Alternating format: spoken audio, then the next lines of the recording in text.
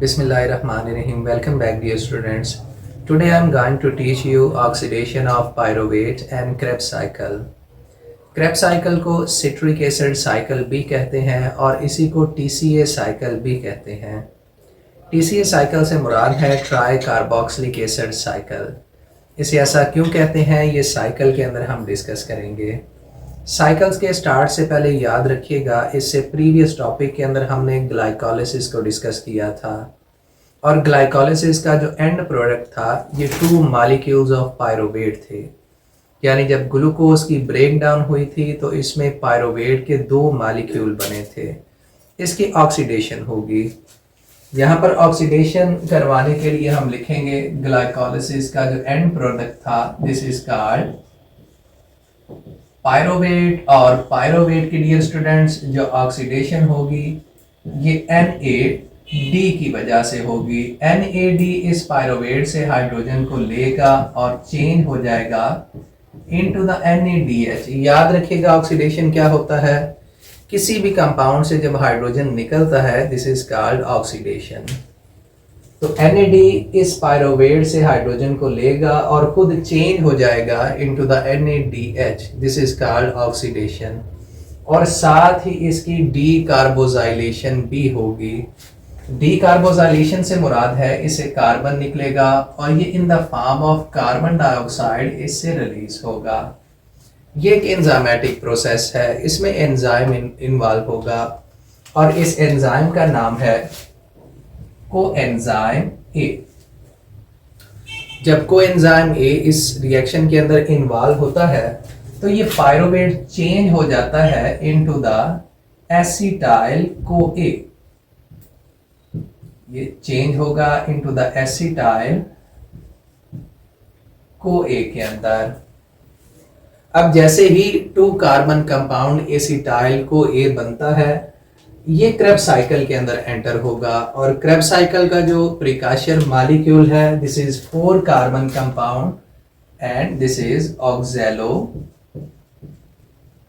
Acetate. याद रखिएगा जो ऑक्सैलो एसीटेट है ये 4 कार्बन कंपाउंड है और जो एसिटाइल को है दिस इज 2 कार्बन कंपाउंड. और जब ये आपस में कंबाइन करते हैं तो हमारे पास 6 कार्बन वाला एक कंपाउंड बनता है दिस इज कॉल्ड सिट्रेट. और जैसे ही सिट्रेट बनता है तो ये एंजाइम यहां से रिलीज होता है, यानी कोएंजाइम ए रिलीज होगा और इसके साथ H2O और वाटर का एक मॉलिक्यूल इसके अंदर एंटर होगा. ऑक्सैलो एसीटेट 6 कार्बन कंपाउंड के अंदर चेंज हुआ जिसे सिट्रेट कहते हैं. अब सिट्रेट अपने आप को रीअरेंज करेगा और अपना आइसोमर बनाएगा. This is also 6 carbon compound और इस आइसोमर को हम कहते हैं iso citrate. Isocitrate is also 6 carbon compound. Isocitrate की ऑक्सीडेटिव डीकार्बोजाइलेशन होती है, यानी इससे हाइड्रोजन निकलेगा और एक कार्बन भी in the form of carbon dioxide release होगा. तो लिख लें डियर स्टूडेंट्स, यहां पर होती है ऑक्सीडेटिव डीकार्बोजाइलेशन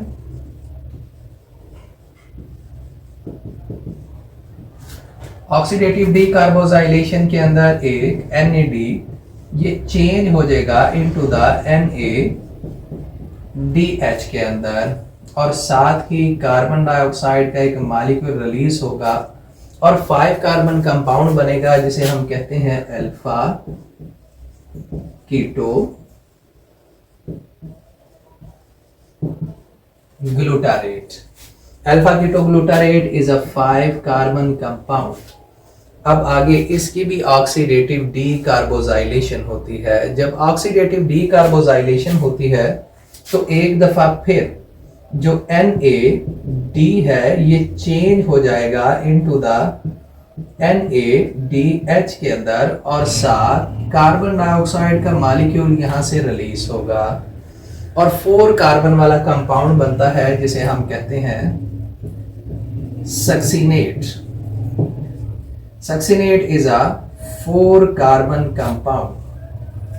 लेकिन यहां पर डियर स्टूडेंट्स क्या होता है, यहां पर जी डी पी ये चेंज हो जाएगा इनटू द जीटीपी के अंदर। जब जीटीपी टूटता है तो इसकी एनर्जी इस्तेमाल करता है एडीपी, और इस्तेमाल करने के बाद इन ऑर्गेनिक फास्फेट को अपने साथ मिलाएगा और ये चेंज हो जाएगा इनटू द एटीपी।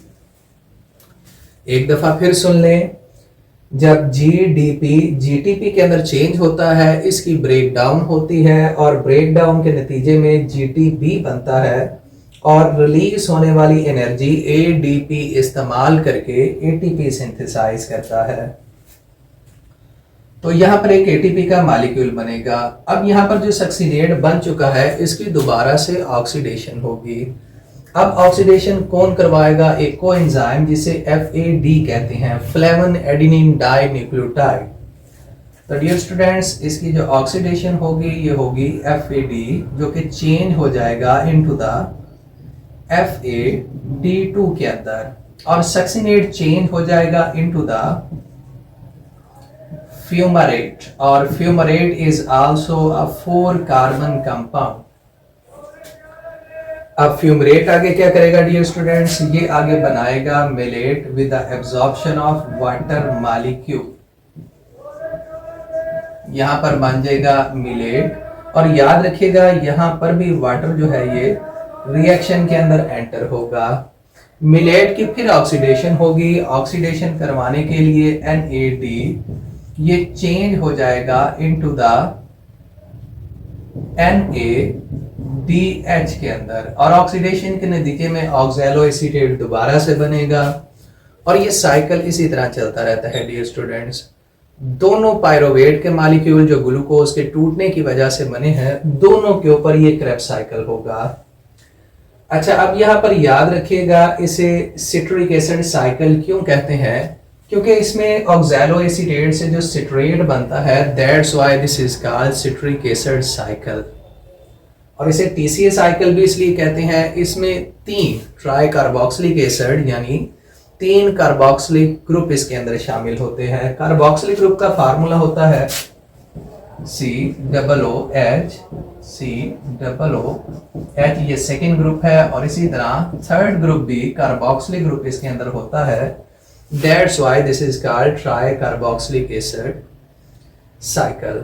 अब डियर स्टूडेंट्स, हमने ये देखना है इस साइकिल के अंदर कितने NADH बने हैं, कितने ATP बने हैं और कितने FADH2 बने हैं। तो कैलकुलेट कर लें। यहाँ पर सबसे पहले हम देखेंगे NADH, क्योंकि 2 पायरोवेट के मॉलिक्यूल के ऊपर ये रिएक्शन हो रहा है। यहाँ पर हमने एक पायरोवेट को डिस्कस किया है और इसके साथ एक और पायरोवेट है जो ग्लूकोज के टूटने से बना है। सेम साइकिल उसके ऊपर भी चलेगा। तो यहाँ पर देखें, हमारे पास एक NADH, उसके बाद सेकंड यहाँ पर NADH, उसके बाद यहाँ पर ये NADH। चूंकि 2 पायरोवेट हैं तो इस 3 को हम 2 से मल्टीप्लाई करेंगे, तो हमारे पास ऑलमोस्ट 6 NADH इसके अंदर बनेंगे। अब बिल्कुल इसी तरह हमने ATP को काउंट करना है। एक ATP यहाँ पर और दूसरा दूसरे पायरोवेट के मॉलिक्यूल से बनेगा। तो ATP डियर स्टूडेंट हमारे पास यहाँ पर जनरेट होते हैं 2 ATP। और अगर FAD की बात करें तो एक हमारे पास FADH2 यहाँ पर है, दूसरा दूसरे पायरोवेट के अंदर। तो FADH2 जो इसके अंदर बनेंगे ये 2 हैं। तो डियर स्टूडेंट्स, ये हमारा साइकिल था जिसे हम क्रेब्स साइकिल या TCA साइकिल कहते हैं। मजीद लेक्चर्स के लिए स्टे ट्यून्ड। अल्लाह हाफिज।